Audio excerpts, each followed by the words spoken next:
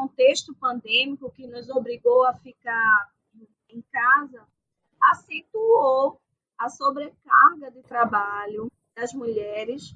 Algumas mulheres, né, de determinados setores estão vivenciando pela primeira vez ficar dentro de casa, cuidando de filhos, tendo que trabalhar. Outras, como nós que vimos da classe trabalhadora, mulheres negras da periferia, sempre vivenciaram essa sobrecarga de tarefas e essa liberdade que é condicionada. Quando os filhos dormem, algumas quando os maridos dormem, quando elas conseguem parar um instante para ler um livro, quando durante a pia, né, lá, ao pé da pia, as mulheres vão ficar escutando podcasts.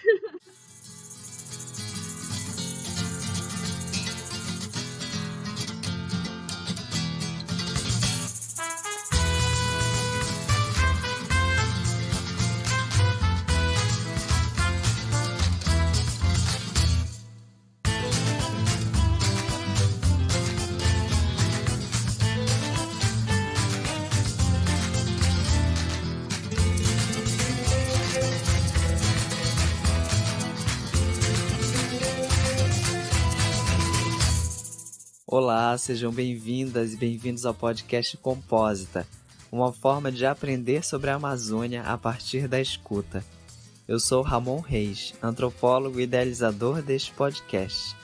O Compósita faz parte da Quere Quere, uma rede nacional que agrega um conjunto de podcasts na área das ciências sociais e humanidades. Para mais informações, siga-nos em nosso perfil no Instagram, @compositacuradoria, ou acesse www.radioquerequere.org. No 9º episódio do projeto Antropologias Compósitas, conversei com a professora doutora Natália Cavalcante sobre a sua trajetória acadêmica e atuação profissional no Instituto Federal de Educação, Ciência e Tecnologia do Pará, IFPA Campus Belém, a partir de seu memorial intitulado A Aventura de Contar-se Professora da Educação Básica, Técnica e Tecnológica, Memórias, Experiências e Subjetividades, defendido em 2020 para promoção à classe de professora titular. Fiquem agora com o 9º episódio, Vida de Professora na Educação Profissional Tecnológica.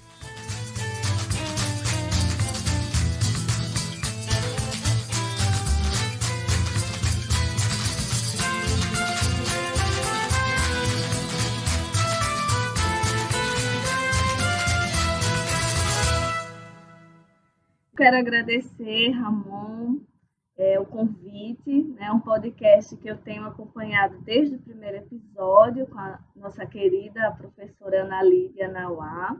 Me sinto honrada, porque já passaram por aqui pesquisadoras que eu admiro muito, como a professora Angélica Maués, e também por eu ser uma historiadora, né, num podcast de antropologia, que eu acho que possibilita essa inter-relação entre campos do conhecimento, os diálogos, né? Eu acho que, de um modo geral, a potência das ciências humanas tem sido a quebra de fronteiras.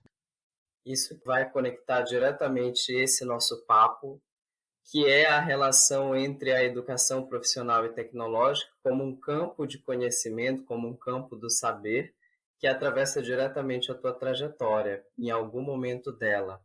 E é isso que aparece um pouco no teu memorial, que é um pouco o que a gente vai conversar aqui. Mas o teu memorial, ele é um documento específico para um momento também específico, quando ele conta um pouco dessa trajetória da professora doutora Natália Cavalcante.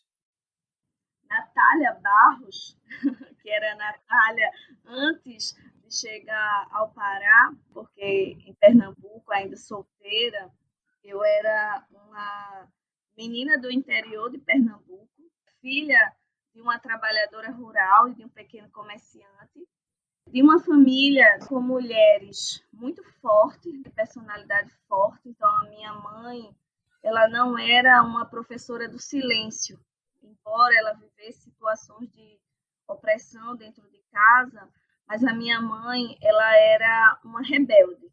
A minha mãe, ela tem 22 anos mais jovem do que meu pai, e ela trabalhava na casa da minha avó paterna. Meu pai conheceu minha mãe como uma trabalhadora doméstica, né? E ele, um pequeno comerciante, político na cidade, reconhecimento.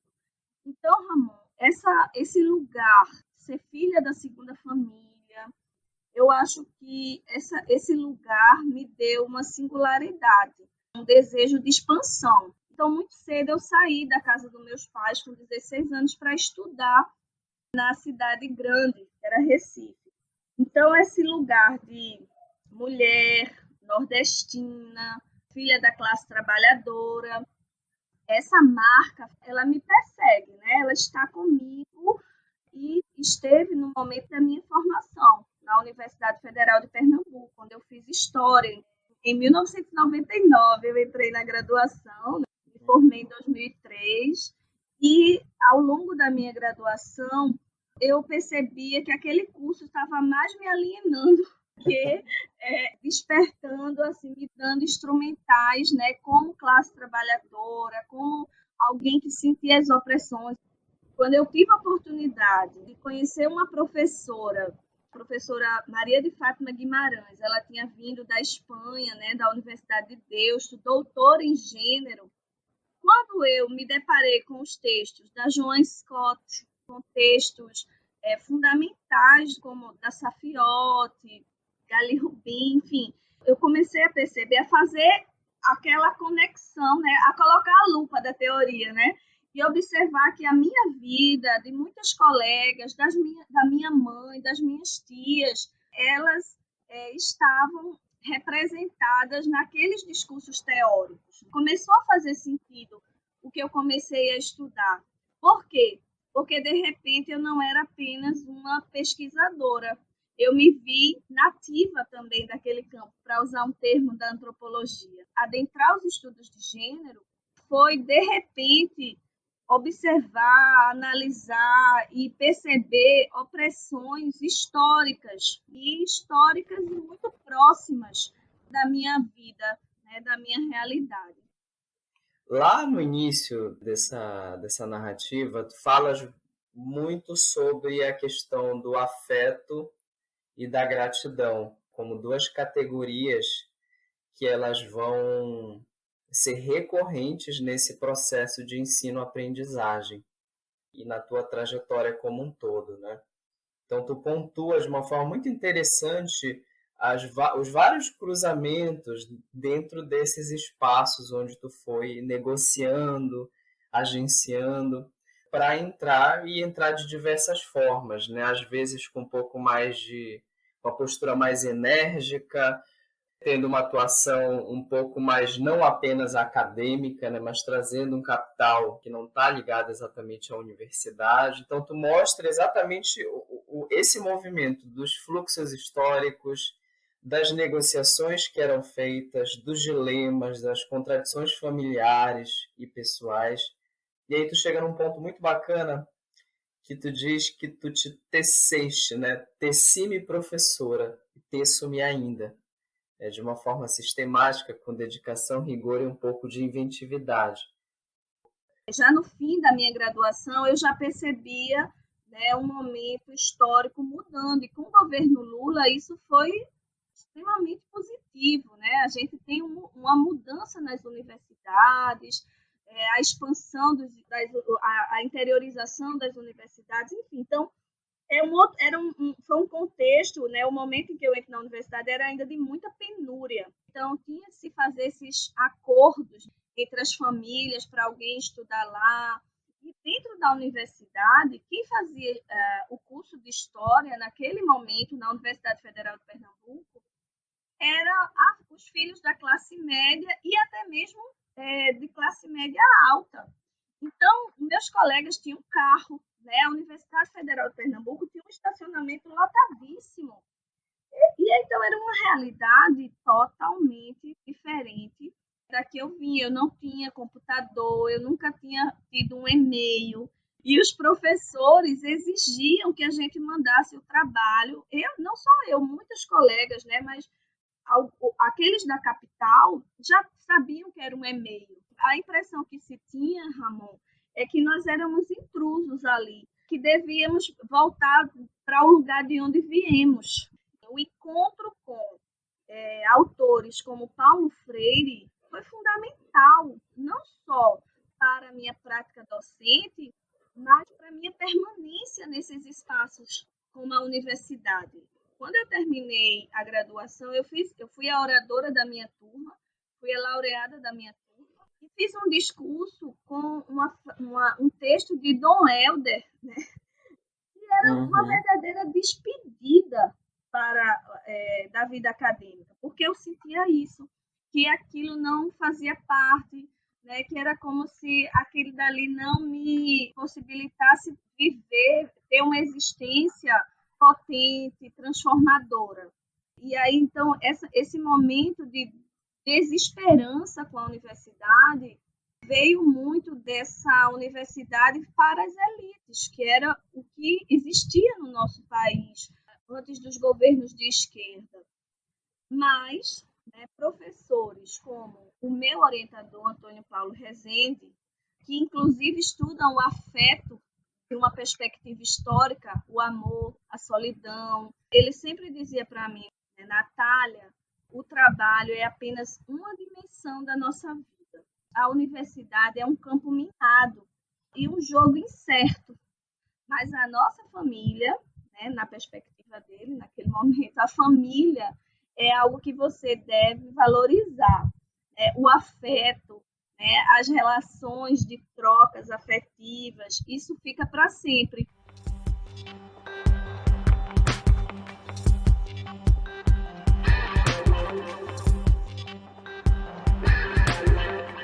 Esses autores, esses professores, eles me impulsionaram, a observar a sala de aula como esse espaço formativo e de desenvolver, e de estimular o senso crítico dos estudantes, para que a gente não produzisse um conhecimento isolado, descolado da realidade. Eu digo que as escolhas de pesquisa e também as minhas escolhas acadêmicas de um modo geral, elas vão um pouco nesse sentido, Ramon, de não querer compactuar com setores, com sujeitos que mais oprimem do que libertam. Tanto que eu mudei o meu objeto de pesquisa no mestrado. Eu fiz um doutorado em que eu trabalhei um intelectual modernista, Joaquim Nojosa, encontrei documentos inéditos do Joaquim Nojosa na Fundação Casa de Rui Barbosa, no Rio de Janeiro. Minha dissertação de mestrado ela é circunscrita ao Recife dos anos 20. Mas a minha tese de doutorado, embora eu realmente não tenha dado tanto valor a ela depois da defesa, mas esses dias eu estava me dando conta, faz um ano mais ou menos, que eu tenho percebido que a minha tese de doutorado ela precisa ser revisitada, porque ela não é uma tese regionalizada, por exemplo. Ela trata de questões fundamentais para a história, porque ela trata de memória e história, os usos da memória por um intelectual modernista. E ela não trata apenas de Recife, nem do Rio apenas, mas ela mostra esse intelectual que transitava por diferentes regiões, que se deparou se aliou aos nazifascistas.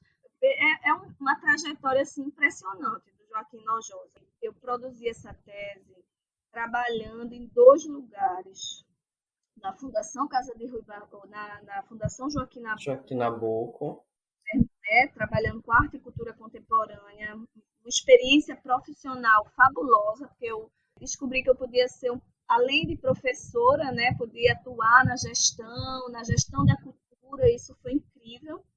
E ainda dava aula no Colégio de Aplicação, da Universidade Federal de Pernambuco. Viajei por todo o Brasil divulgando um concurso de ensaios que era nacional, o concurso Mário Barbosa, e estava fazendo uma tese. Então eu saí da tese exausta.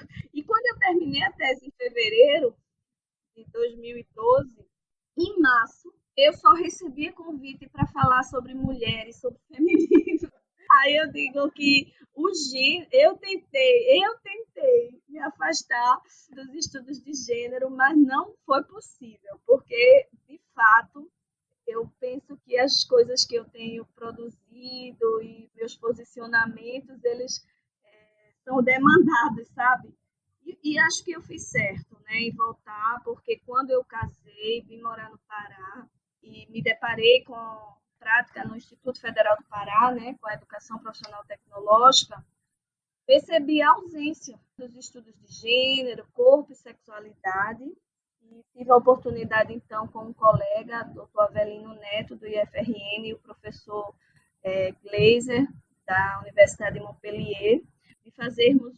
É o primeiro, na verdade, foi um primeiro grande levantamento sobre esses estudos, né, de gênero e sexualidade na educação profissional, chama Cenários Epistemológicos e Subjetivos. A gente fez um dossiê na Bagoas, da UFRN, da revista Bagoas, em que a gente constata que, embora atualmente nos institutos federais, nas instituições de educação profissional, haja uma forte presença feminina, tanto como discentes, quanto professoras e pesquisadoras, mas os estudos, as pesquisas que tematizem corpo, gênero e sexualidade eram muito escassas e não era considerado ainda um campo epistemológico nas pós-graduações, por exemplo, não se tinha muitos estudos nas pós-graduações. Então, de 2018 para cá, a gente conseguiu dar alguma contribuição e avançar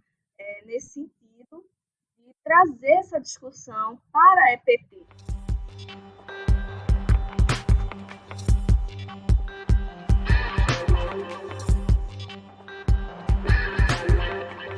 Os institutos federais, eles carregam uma marca histórica, uma percepção à sociedade ainda muito, muito ligada àquela era das escolas técnicas.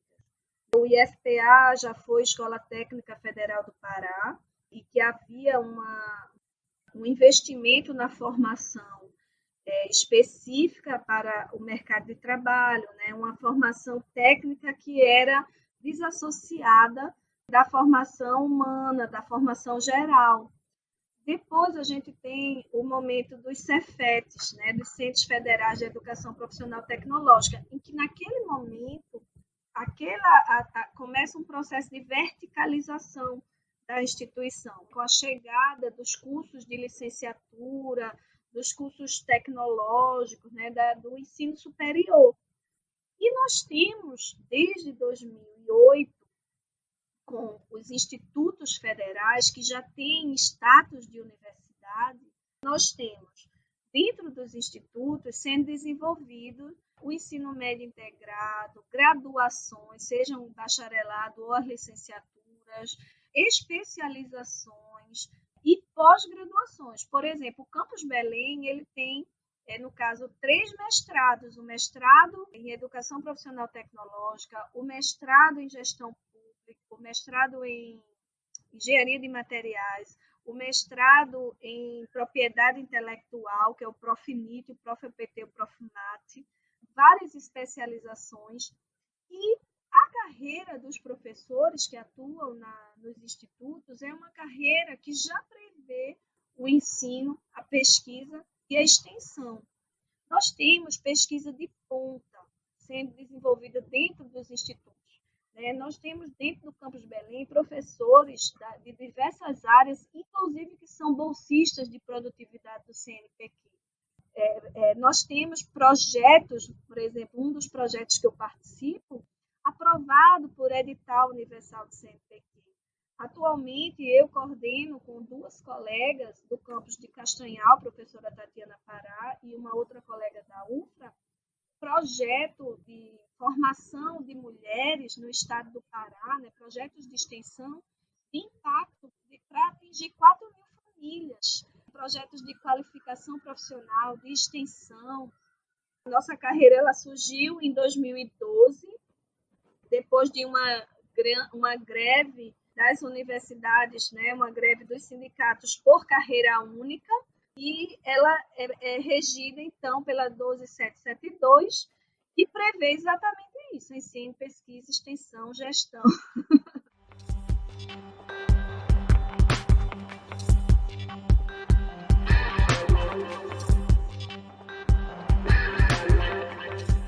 Natália, tem uma coisa que eu acho que vale como um ponto provocativo aqui, que eu acho que é importante chamar a atenção, que é nesse processo tem um ponto que ele vai ser, não sei se fundamental, mas ele vai ser muito importante para isso que tu está chamando a atenção agora, para a relação entre a possibilidade de criar um espaço de debate, de diálogo no teu campo profissional atual, né?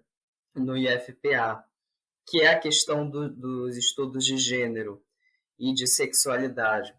Tem algumas certas naturalizações, né, dentro dessa fala, um certo questionamento, que eu acho que tem alguma relação com um passado que é de ridicularização do que os professores faziam, professores, aqui eu estou me referindo majoritariamente a homens, por exemplo, que olham para as disciplinas pedagógicas de uma forma muito preconceituosa, muito esquemática, né?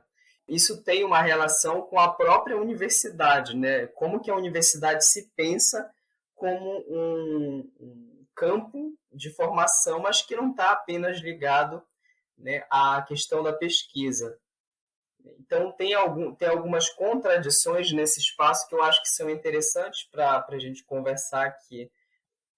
Sim, o que acontece? Primeiro que há um desconhecimento, né, sobre o que se produz nos institutos federais, ou que se produz na educação básica, né? Os professores da carreira da educação básica, técnica e tecnológica, né, que a gente chama do EBTT, eles fazem ensino, pesquisa, extensão, há uma valorização da docência e da sala de aula como um campo epistemológico específico, né? O ensino e a sala de aula como esse campo de pesquisa. Isso nem sempre é, digamos, de conhecimento de quem atua nas universidades, né? Então, e eu percebi também nos últimos anos, Ramon, uma guinada com os projetos de iniciação à docência, né? Os PIBIDs. Então, a gente percebe na universidade também essa valorização da docência. Então, no Instituto, há uma maior, né, digamos, percepção dessas questões. Mas, né, quando a gente vai para as discussões sobre gênero e sexualidade, e essa valorização naquele ambiente formativo, essas temáticas, né, a temática gênero e sexualidade, serem consideradas também de forma pedagógica, uma vez que a gente está formando professores ou que a gente está formando profissionais para o mundo do trabalho, isso ainda requer avançar mais, sabe? Um dos nossos desafios, é mostrar aos colegas que não se trata de perfumaria, né? Muitos olham os estudos de gênero, e principalmente numa instituição de educação profissional e tecnológica, como perfumaria. O que a gente está colocando é que, por conta de orientação sexual, né, por conta do seu lugar enquanto mulher, né, a gente tem ali no Instituto muitos jovens que sofrem, que se evadem, né, da instituição, que desistem, né, de um processo formativo por viverem situações de estigmatização, de preconceito, de dor e sofrimento. A gente está mostrando que numa instituição que trabalha com a formação integral, que a gente chama da formação omnilateral, os afetos, os amores, as sexualidades, elas precisam ser consideradas, né, na constituição desse trabalhador e dessa trabalhadora que vai para o mundo do trabalho e que deve modificar, né? É muito possível que nas próximas gerações a gente tenha trabalhadores, empreendedores, empregadores, né, com uma percepção diferente, porque, inclusive, os institutos federais, Ramon, não quero supervalorizar, mas eles têm um papel revolucionário na formação da juventude brasileira. E com essas temáticas presentes nos currículos e na pauta, na política da educação profissional, a gente vai dando a nossa contribuição, né? A gente pode dar essa contribuição para um mundo do trabalho mais inclusivo. Tem algumas coisas que são interessantes para esse processo que tu estás falando de autonomia e liberdade, para pensar com Paulo Freire, com a Bell Hooks e com outros autores que tu vai acionando ao longo da tua trajetória e dessa nossa conversa aqui, né? Eu lembrei da quantidade de vezes que deve ter sido difícil ter que conciliar trabalho e estudo nesse processo. Eu penso que, mais do que nunca, né, nós, mulheres trabalhadoras, professoras, mães, né, eu sou mãe de 2 meninos, atuo em todos os níveis de ensino, né, no ensino médio, na graduação, na especialização, no mestrado. A gente vive o que a Silvia Federici chama, né, desse trabalho invisível, né? A gente sente um peso, né, desse trabalho, o trabalho doméstico, né? E esse mundo dentro de casa, né? Esse contexto pandêmico que nos obrigou a ficar em casa, acentuou a sobrecarga de trabalho das mulheres. Algumas mulheres, né, de determinados setores estão vivenciando pela primeira vez ficar dentro de casa, cuidando de filhos, tendo que trabalhar. Outras, como nós que viemos da classe trabalhadora, mulheres negras da periferia, sempre vivenciaram essa sobrecarga de tarefas e essa liberdade que é condicionada. Quando os filhos dormem, algumas quando os maridos dormem, quando elas conseguem parar um instante para ler um livro, quando durante a pia, né, lá, ao pé da pia, as mulheres vão ficar escutando podcasts. Eu fiz muito isso na pandemia, né? No início da pandemia, eu fiquei 4 meses totalmente sem rede de apoio, né, para as crianças. E eu queria continuar, né, estudando, eu queria continuar contribuindo, fazendo as lives, aquelas atividades que a gente faz. E foi extremamente difícil. De fato, era aquele sentimento de opressão se acentuou, né, na pandemia. Eu acho que uma autora como a Silvia Federici, feminista italiana, que tem 2 livros que eu considero fundamentais, Caliban e Abruz, né, Mulheres, Corpo e Acumulação Primitiva, e a Revolução do Ponto Zero, Trabalho Doméstico, Reprodução e Lutas Feministas. São obras, Ramon, fundamentais para a gente refletir sobre o nosso lugar. Estava conversando com uma colega aliás, numa banca, né, que a colega mostrava um trecho, né, que como nós mulheres, né, acabado o casamento, né, acabada aquela festa da noiva, nos deparamos com uma pia cheia de louça suja para lavar, né, e é a realidade nua e crua, né, do que os homens chamam de amor e nós precisamos chamar de trabalho. Um trabalho que se torna cada dia mais extenuante. Então, não foi nada fácil, primeiro conciliar trabalho e estudo, e depois trabalho, estudo e maternidade, porque a vida de professora é um eterno, né, processo de aprendizagem. Quando eu fui chamada para atuar no mestrado profissional em educação profissional e tecnológica, eu digo que eu comecei um outro doutorado, porque eu tive que me apropriar das bases epistemológicas da EPT, fazer esse trabalho de formação para atuar em um programa de mestrado em educação, me requereu uma dedicação quase de um outro doutorado. Só que eu já tinha um filho, né? Meu primeiro filho nasceu em 2015. Ele tem 6 anos agora. E o Joaquim vai fazer 2 anos mês que vem. Então, eu escrevi meu memorial, o Joaquim estava com 10 meses, 9 meses. Toda a minha experiência profissional, ela tem essa marca de trabalho, estudo, maternidade agora, né? E eu penso que isso cria, Ramon, uma empatia, né? Uma aproximação com a realidade das estudantes com as quais eu interajo.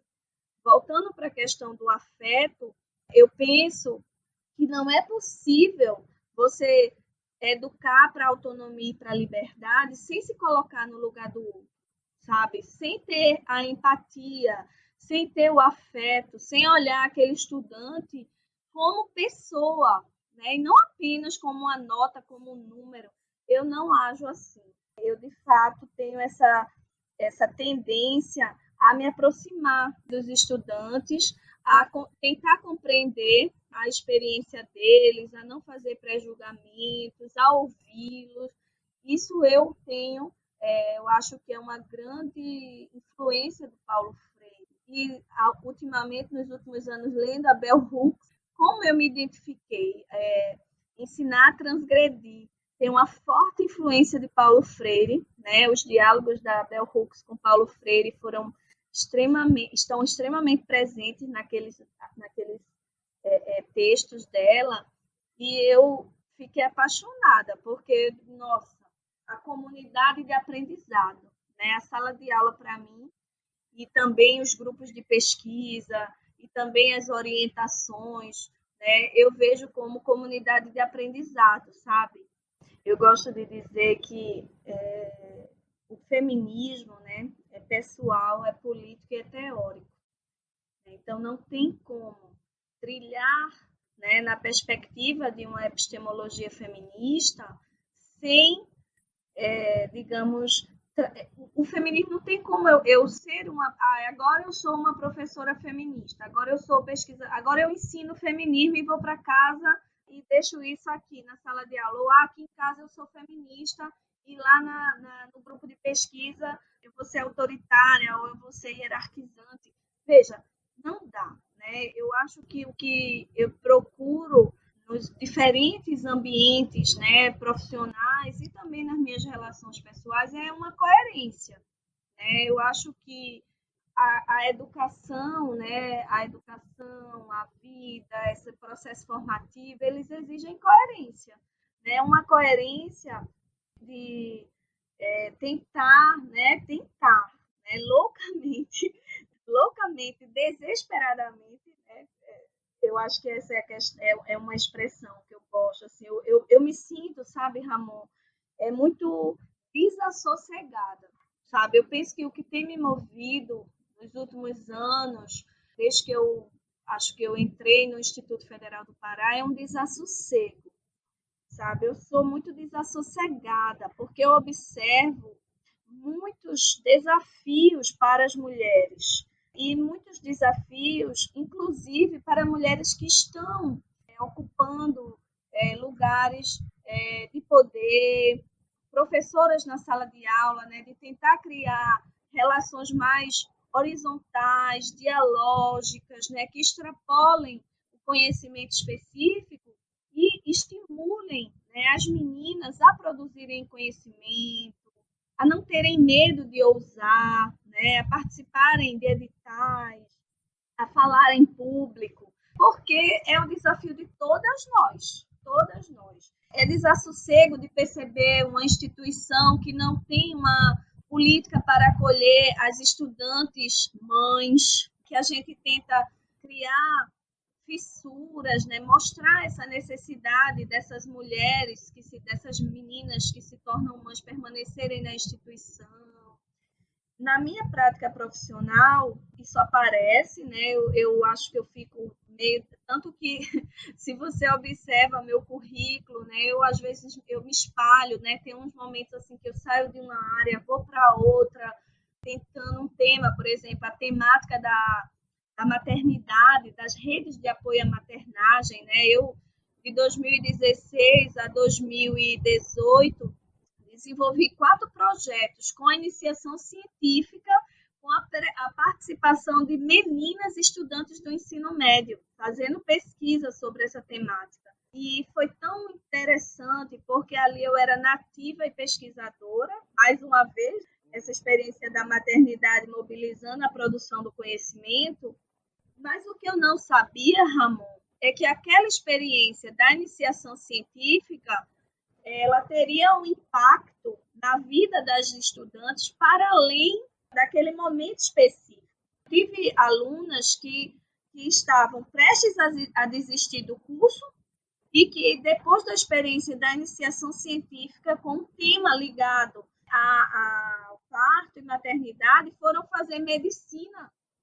Ousaram a fazer, primeiro ela entrou no curso de enfermagem e depois ela continuou para entrar no curso de medicina, voltou no Instituto Federal do Pará para dizer: professora Natália, eu vim agradecer, porque foi graças ao nosso projeto de pesquisa que eu quis entrar na medicina e eu quero ser uma médica obstétrica e fazer diferente. Sabe, assim, chega, eu me arrepio, porque tem que ser isso, um conhecimento, uma prática educativa, uma prática de pesquisa que faça sentido e que transforme as vidas. Tu narraste essa situação com a aluna, com a devolutiva e tudo mais que ela te trouxe, né? A questão do reconhecimento, né? Acho que de alguma forma essa nossa insistência, ela traz algum tipo de resultado. Conta um pouco pra gente como é que é esse processo todo. Eu realmente sou insistente. Eu insisto. Lá no colégio de aplicação, quando a gente desejava ardentemente, né, que o centro de educação reconhecesse o perfil, né, pesquisador dos professores e das professoras. Então, com a colega Adriana Rosa, a gente criou um grupo de pesquisa.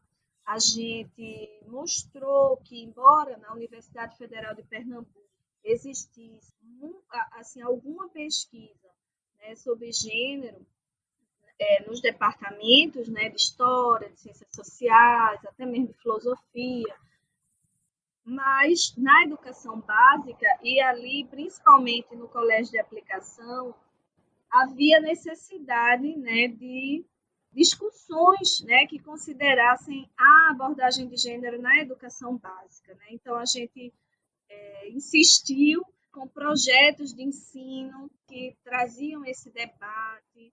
As pessoas olhavam de forma torta. Naquele momento, viu, Ramon, isso eu acho era por volta de 2007, 2008, eu trabalhava gênero, corpo, sexualidade, representação das mulheres na mídia, com estudantes de 9º ano. Eu falava de feminismo para 6º ano, para 3º, 2º ano do ensino médio, sabe, para a educação básica. O que eu quero destacar é que nós tínhamos um contexto favorável, né, de liberdade de cátedra. Nunca nenhum pai, nenhuma mãe me ameaçou. Na feira científica e cultural da escola, essas produções apareciam. Eu tive alunas do colégio de aplicação que seguiram com esses interesses feministas. Tenho alunas já que são doutoras, que trabalham com gênero, né, mestres que trabalham com gênero. Então, lá no colégio de aplicação, eu percebi, assim, havia algum incômodo, mas era muito mais pelo estranhamento. As pessoas ainda ali, por volta de 2007, essas questões de gênero, o debate sobre a história das mulheres ainda era muito incipiente. Quando eu chego no Instituto Federal do Pará, né, eu chego numa seção de ciências humanas predominantemente masculina. Haviam poucas mulheres, uma socióloga, uma antropóloga, uma historiadora e um grupo de pesquisa que tinha começado a ser criado por um homem, mas que nunca ia para frente. Não saía efetivamente do papel.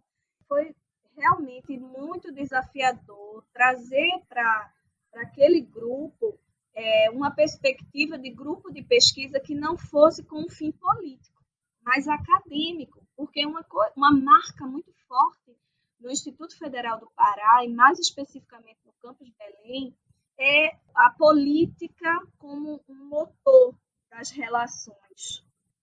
Olha, o poder simbólico ali, os estudos de Bourdieu são fundamentais para você sobreviver dentro daquele instituto.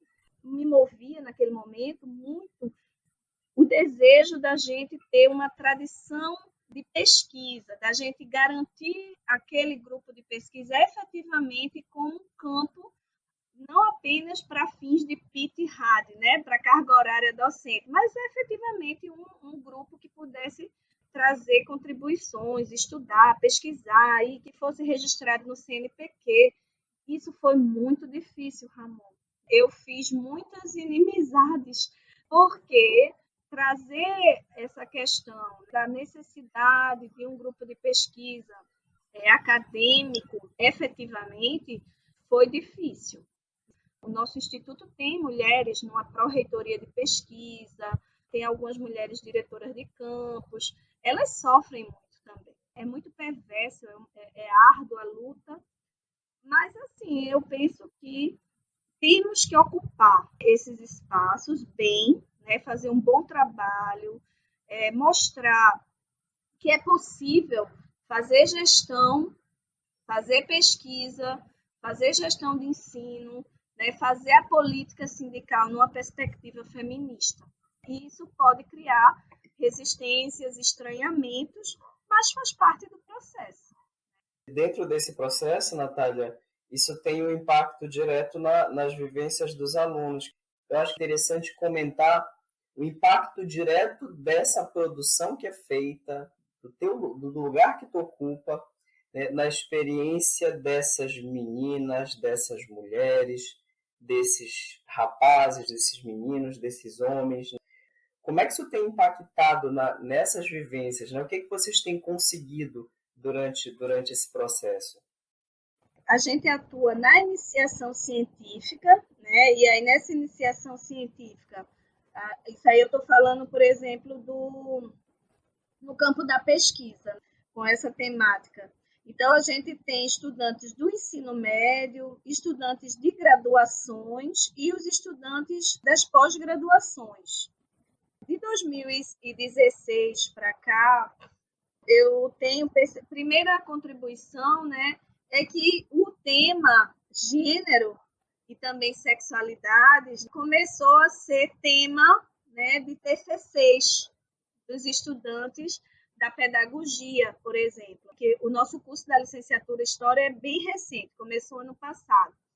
Mas na pedagogia, a gente tem alunos que, um grupo de estudantes até considerável, né, mais de 6, né, que eu já orientei com essa temática de gênero e sexualidade.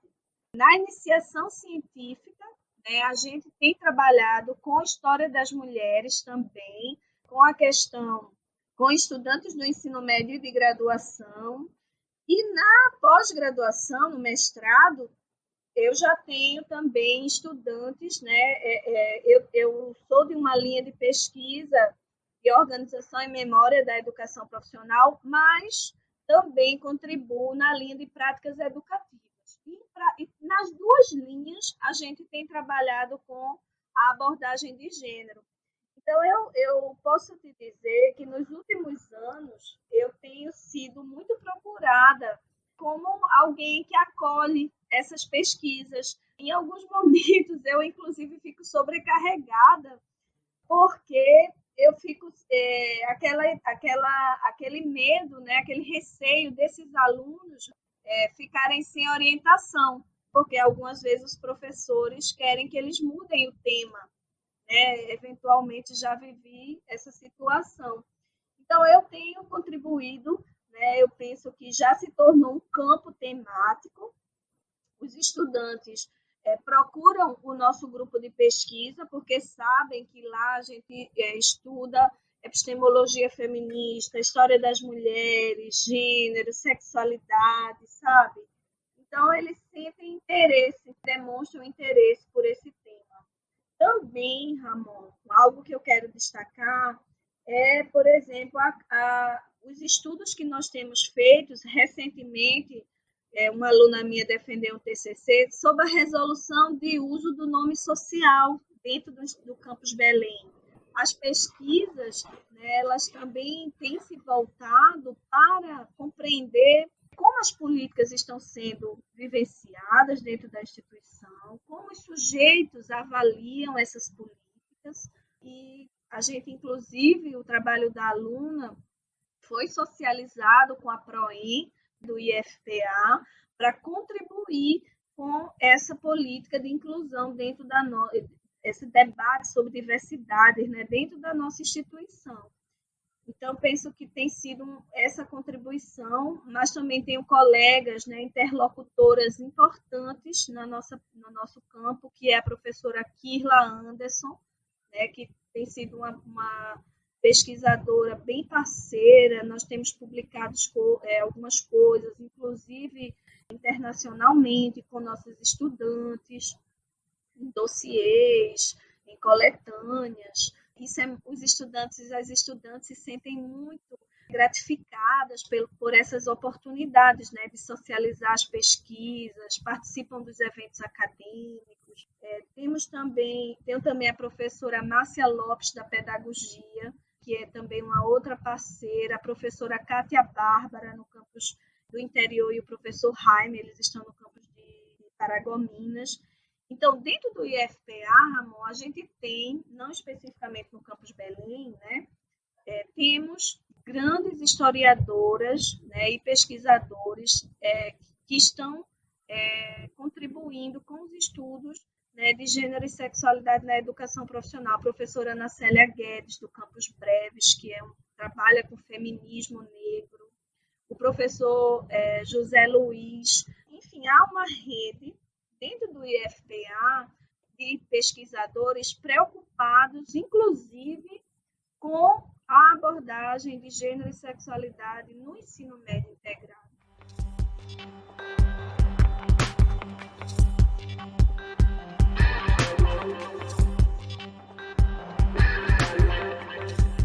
Considero que é importante a gente destacar, né, a criação do GT de Gênero da AMPU Pará. Era algo que fazia falta aqui na nossa região, porque a AMPU, né, Associação Nacional dos Professores de História, né, se organiza por GTs. E lá em Pernambuco eu participei ativamente do GT de Gênero.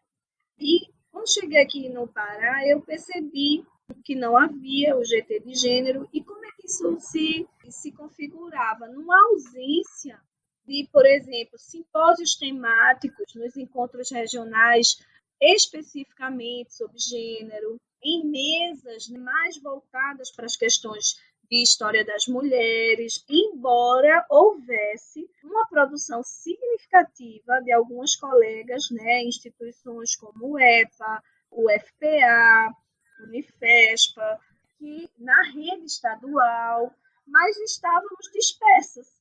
Então, no ano passado, mais ou menos em outubro, eu comecei a entrar em contato com as colegas do GT Nacional de Gênero e nós criamos o GT de Gênero, que é esse que eu digo que as feministas estão on, né?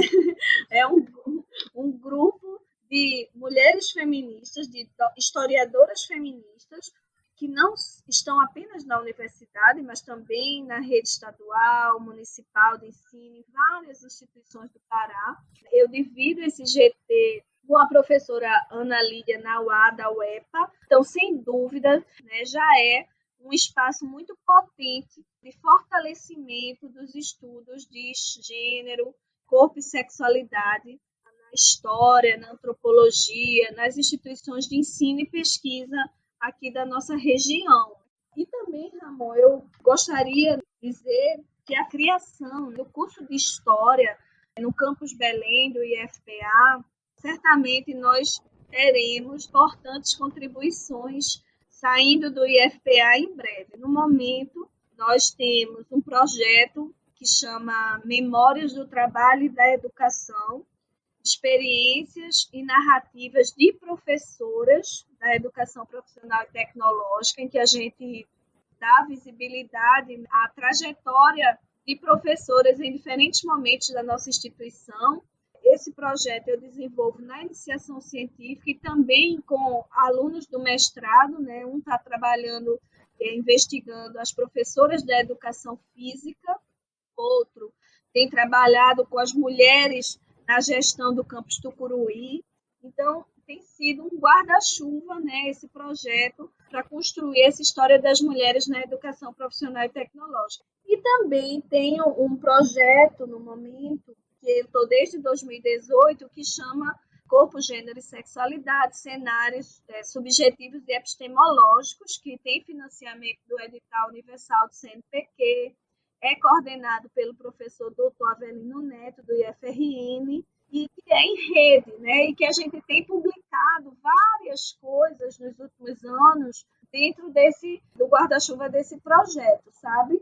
Então, Ramon, eu quero agradecer a oportunidade de fazer essa conversa com o público do podcast Compósita e deixar o convite, né, para aqueles e aquelas que queiram pesquisar a educação profissional e tecnológica com abordagem de gênero, com os estudos de sexualidade. Vocês podem entrar no site do Prof.EPT e FPA, que é o nosso mestrado de educação profissional e tecnológica, e lá vocês vão ter o link do meu currículo Lattes e o meu contato de e-mail, né, para a gente manter o diálogo, né, para os nossos projetos, para participarem dos projetos, dos grupos de pesquisa nos quais a gente tem contato. Eu atuo no mestrado em Educação Profissional do Campus Belém e também no mestrado do Instituto Federal do Rio Grande do Norte, que é o mestrado em Educação Profissional. Será um prazer ter uma interlocução com os pesquisadores que queiram fazer parcerias ou seguir a carreira acadêmica nesse campo.